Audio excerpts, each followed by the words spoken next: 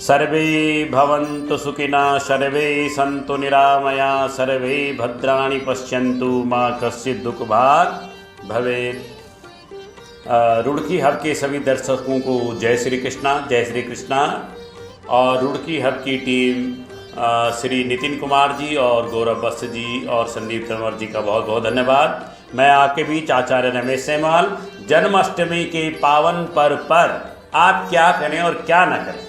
जन्माष्टमी का पावन पर्व रुड़की क्षेत्र में 11 अगस्त 2020 को मनाया जाएगा।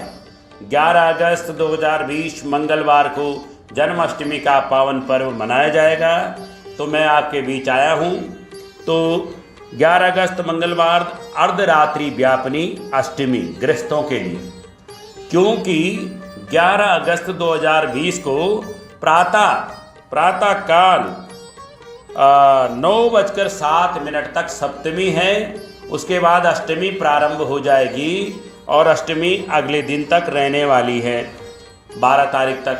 इसलिए 11 तारीख को जन्म अष्टमी, जन्म के समय जब अष्टमी तिथि हो तो जन्माष्टमी का पावन पर्व मनाया जाता है। तो गृहस्थों को 11 तारीख को और सन्यासियों के लिए, वैष्णवों के लिए 12 तारीख को।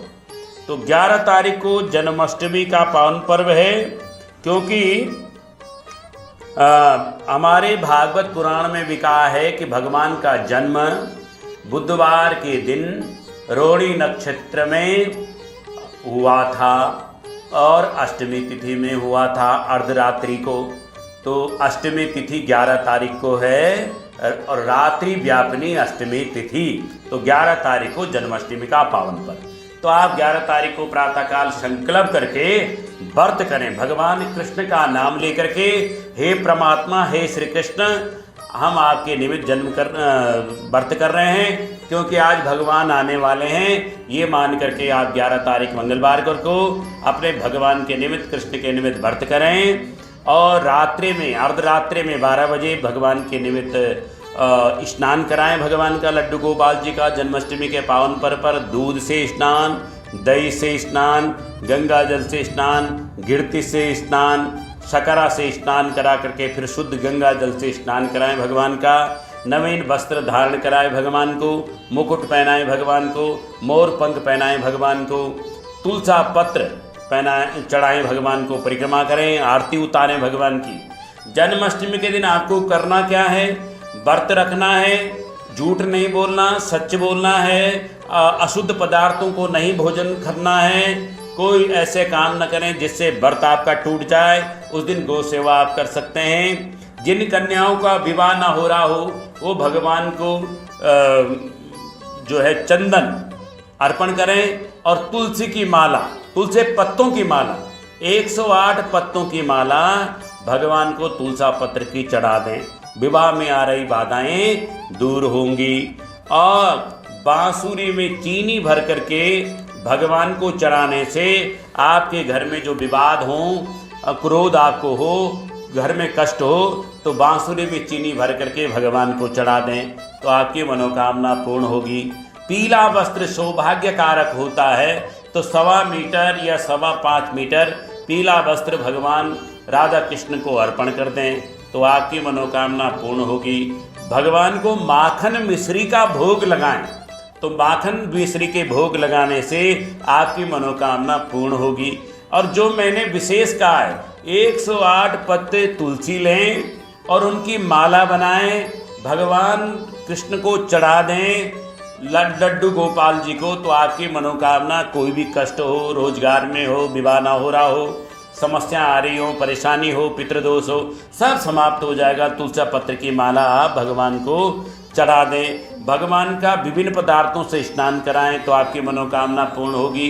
और मंत्र ओम नमो भगवते वासुदेवाय, इस मंत्र का निरंतर आप 11 तारीख को अष्टमी तिथि को जाप करते रहें तो आपकी मनोकामना पूर्ण होगी। ओम नमो भगवते वासुदेवाय नमः या ओम नमो नारायणाय, ओम नमो नारायणाय। भगवान का ओम अच्युताय नमः, ओम गोविंदाय नमः, ओम अनंताय नमः, ये मंत्र भी ओम अच्युताय नमः, ओम गोविंदाय नमः, ओम अनंताय नमः, इन मंत्रों का भी आप भगवान का जाप कर सकते हैं। उस दिन मन वचन कर्म से शुद्ध रहें।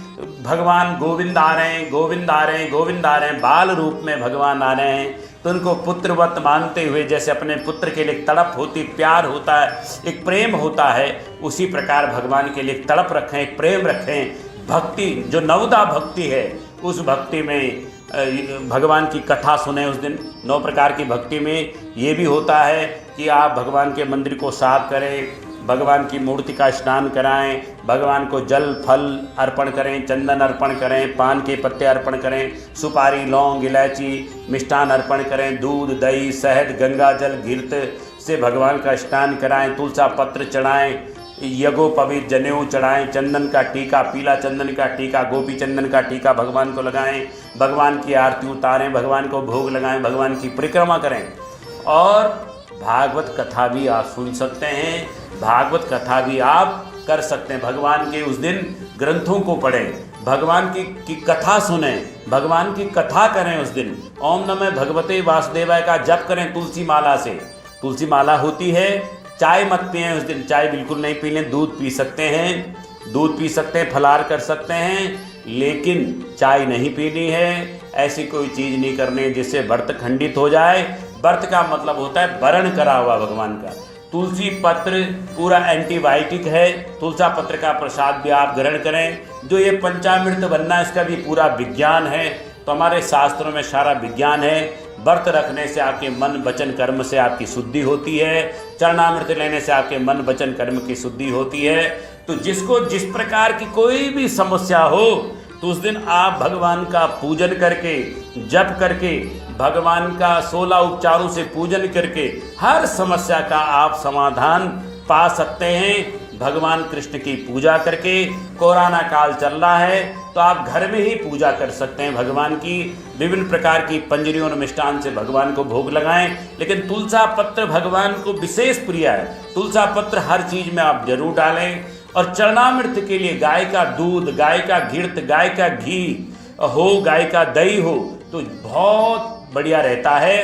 और जन्माष्टमी के दिन गाय का भी आप पूजन करें, अगले दिन भी कर सकते हैं। गाय की परिक्रमा आप कर सकते हैं, और पीपल पे आप जा सकते हैं, गंगा स्नान आप कर सकते हैं, गंगा जल पी सकते हैं। तो इस प्रकार भगवान को मोर पंख पसंद है, मोर पंख चढ़ाएं। भगवान को मुकुट पसंद है, जो मुकुट चढ़ाएगा भगवान को, भगवान उसको राजयोग देंगे, तो मुकुट चढ़ाने का भी लाभ होगा। मोर पंख चढ़ाएंगे तो सर्प भय दूर होगा, सारी मनोकामना आपकी पूर्ण होगी, संतान की प्राप्ति होगी। तो मोर मुकुट बंसी वाले पीतांबर वस्त्र चढ़ाएंगे तो आपका विवाह होगा, या घर में खटपट है वो दूर होगी। बांसुरी पे चीनी भर करके भगवान को चढ़ाएंगे या शक्कर भर के, तो हर मनोकामना आपकी पूर्ण होगी। भगवान को माला चढ़ाएंगे, तुलसी की माला हो या पीले पुष्पों की माला, गुलाब की माला, तो आपकी मनोकामना पूर्ण होगी। तो विभिन्न प्रकार के पदार्थों को चढ़ाने का बड़ा भारी महत्व है। और ओम नमो भगवते वासुदेवाय, इस मंत्र का 1008 बार पाठ करें, जप करें, तो आपकी हर मनोकामना पूर्ण होगी। तो आप 11 तारीख मंगलवार अर्धरात्रि व्यापनी अष्टमी गृहस्थियों के लिए, क्योंकि अष्टमी 11 तारीख को प्रातः 9:07 पर प्रारंभ हो जाएगी। अर्धरात्रि व्यापनी अष्टमी भरणी नक्षत्र में आप व्रत करेंगे तो आपकी मनोकामना पूर्ण होगी। और 12 अगस्त को जो 11:17 से नवमी प्रारंभ हो जाएगी, 12 अगस्त को 11:17 नवमी लग जाएगी, तो सन्यासियों के लिए 12 तारीख का दिन व्रत के लिए रहेगा, जो वैष्णव जन हैं। तो इन्हीं शब्दों के साथ मैं अपनी वाणी को विराम देता हूँ। तो जन्माष्टमी के पावन पर्व पर भगवान से कोरोना शांति के लिए प्रार्थना करें, रात्रि में भगवान का स्नान कराएं, जप करें, तप करें, भागवत पुराण का पाठ करें, तो आपकी मनोकामना निश्चित रूप से पूरी होगी। बहुत बहुत धन्यवाद।